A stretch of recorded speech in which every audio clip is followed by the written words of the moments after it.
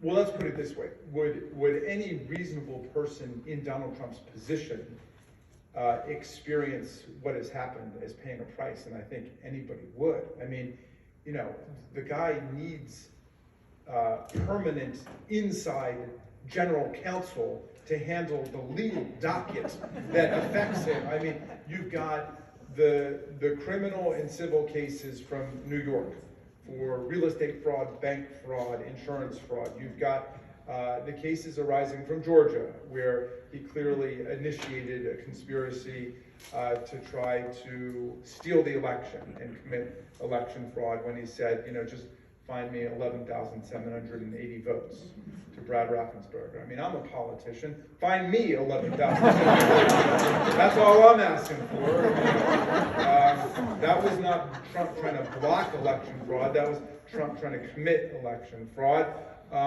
We have, you know, all of the cases, both offensive and defensive, with the January 6th committee. And then we, of course, have the Department of Justice, which has brought now more than 950 cases against people for seditious conspiracy, which means conspiracy to overthrow or put down the government of the United States or thwart the laws of the United States.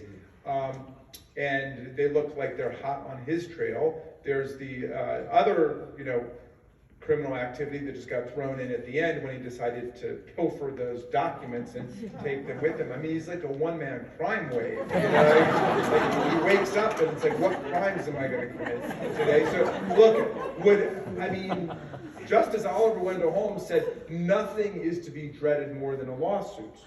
And obviously he doesn't feel that way. You can go to a website where I think there are 3,000 different cases that he's involved in, either offensively or defensively. But I think any rational person would consider this a dramatic comeuppance and extraordinary anxiety to be dealing with all of that and the possibility of going to jail for the rest of his life, which I know a lot of people feel strongly about, because I go out and I speak and people say, is he ever going to go to jail, or are they ever going to prosecute him? And, you know, I hate to tell you, but there's like a lot of, you know, a lot of steps, but, you know, a lot of potential slips betwixt the cup and the lip on that. I mean, take for this, for example, something that I've thought about. What does it mean to send somebody to prison who has 24/7 Secret Service protection? Okay? So what do you take your Secret Service guards with you to your cell? And what if you're in solitary confinement? So how do you deal with that?